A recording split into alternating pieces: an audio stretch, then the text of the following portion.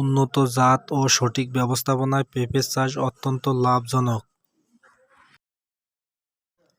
তবে আমাদের দেশে বৈচিত্র্যময় আবহাওয়ার কারণে অনেক পেঁপে চাষি লসের সম্মুখীন হয়ে থাকেন। বিশেষ করে বর্ষাকালে ও শীতকালে পেঁপে চাষের ক্ষেত্রে বিশেষ পরিচর্যা অবলম্বন করতে হয়। আসসালামু আলাইকুম, সকারিয়াত ইউটিউব চ্যানেলে সকলকে স্বাগতম।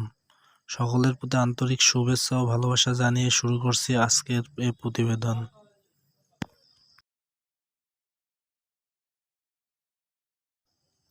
উপস্থাপনায় আছি রিয়াদ সরকার।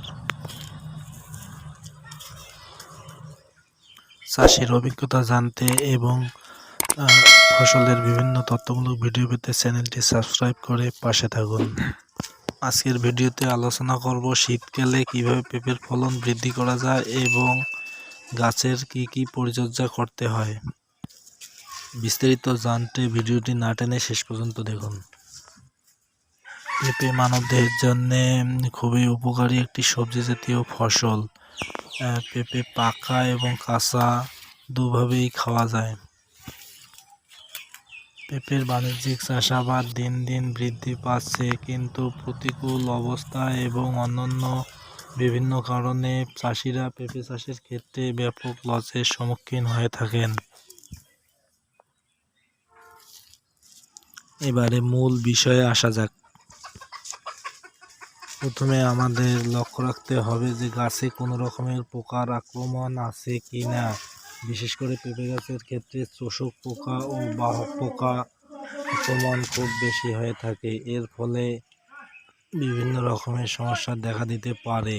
এ রকমের সমস্যা দেখা দিলে আমাদের এক্ষেত্রে ইমিডাক্লোপিড গ্রুপের ওষুধ প্লাস অ্যাবামেকটিন গ্রুপের ওষুধ স্প্রে দিতে হবে, প্লাস ছত্রাকনাশক নিয়মিত স্প্রে করতে হবে।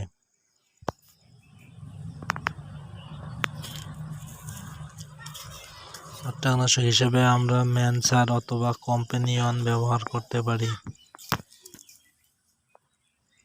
প্রতিকূল আবহাওয়াতে আমরা 20 থেকে 25 দিন পর পর ক্যাব্রিওটপ এবং রিডোমিল গোল্ড ব্যবহার করব।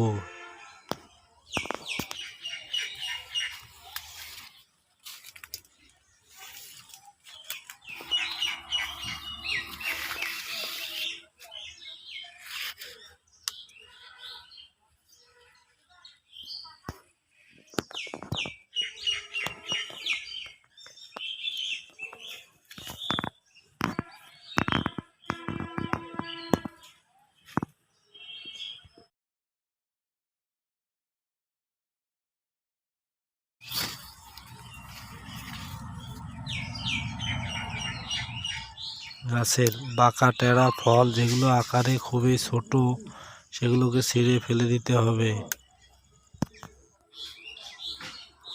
এক্সট্রা পেঁপেগুলোকে ছিঁড়ে দিলে সুস্থ সবল পেঁপেগুলো আরও বড় হয় এবং ওজন বৃদ্ধি পায়। বিশেষ করে শীতকালে পেঁপে তেমন একটা বড় হয় না। এক্ষেত্রে গাছের বিশেষ পরিচর্যা অবলম্বন করতে হয় এবং সুষম খাবার নিয়মিত ব্যবহার করতে হয়। অন্যান্য যে অনুখাদ্যগুলো আছে সেগুলো 10 থেকে 15 দিন পর পর আমরা স্প্রের মাধ্যমে দিতে পারি। আসুন এবারে জেনে নেওয়া যাক শীতকালে পেঁপের ফলন বৃদ্ধি করতে কী কী সার ও কী কী অনুখাদ্য ব্যবহার করব এবং কী পরিমাণে ব্যবহার করব। জানতে ভিডিওটি দেখতে থাকুন। টিএসপি 120 গ্রাম, পটাশ 100 গ্রাম, ইউরিয়া 100 গ্রাম এবং জিপ সার 50 গ্রাম হারে একত্রিত মিক্সার করে গাছের একটু দূর দিয়ে সব দিকে সমানভাবে ছড়িয়ে দিতে হবে। পেঁপেতে পর্যাপ্ত পরিমাণে জৈব সার অথবা কেঁচো কম্পোস্ট পচা সার ব্যবহার করতে পারি। এক্ষেত্রে ভালো রেজাল্ট পাওয়া যায়। গাছ প্রতি 2 থেকে 3 কেজি কেঁচো কম্পোস্ট সারের সাথে সরিষার খৈল গুঁড়া 100 থেকে 150 গ্রাম হারে মিশিয়ে ভালোভাবে ছিটিয়ে দিতে হবে।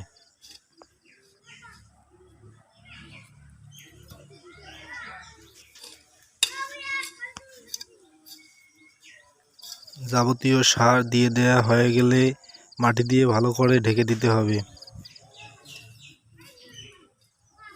পেঁপে চাষের ক্ষেত্রে সঠিক ব্যবস্থাপনায় ভালো ফলন নিশ্চিত করা সম্ভব হয়। গাছের এক্সট্রা অনুখাদ্য হিসাবে আমরা ব্যবহার করতে চাইলে এক্ষেত্রে আমরা বায়ারের কমপ্লেসাল প্লাস আমেরিকান NKPS সার পানিতে গুলিয়ে স্প্রে করতে পারি। অবশ্যই এর সাথে ছত্রাকনাশক স্প্রে করতে হবে। ফলের সাইজ ভালো রাখতে বোরন প্লাস জিঙ্ক গাছে স্প্রে করব। শীতকালে ঘন ঘন পেঁপের ফলন হারভেস্ট করা যাবে না, এক্ষেত্রে ছত্রাকের আক্রমণ বেড়ে যেতে পারে। বেশি কুয়াশা পড়লে ম্যানকোজেব গ্রুপের ওষুধ ঘন ঘন গাছে স্প্রে করতে হবে।